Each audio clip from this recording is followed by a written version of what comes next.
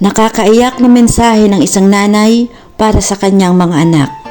Mga anak ko, kung dumating man ang panahon na malalaki na kayo at meron na kayong sariling mundo, sana piliin mo pa rin umuwi sa bahay at tabihan ako sa pagtulog.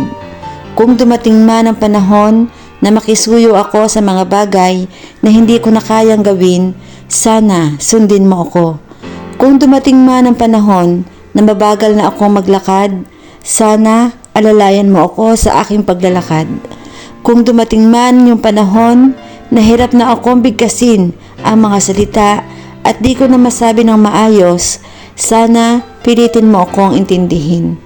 Kung dumating man ang panahon na makakalimutin na ako, sana ipaalala mo sa akin ang lahat ng maayos.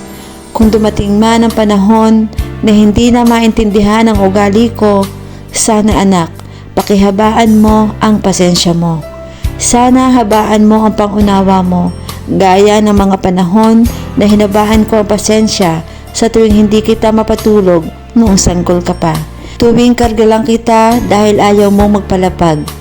Noong panahon na inalalayan kita sa paglalakad, hindi ako umalis sa tabi mo sa bawat hakbang mo upang maalalayan kita kung ika'y matutumba. Noong mga panahong hindi ako makatulog pag hindi ikaw ang katabi ko dahil gusto ko yakapin kayo, kumutan kayo.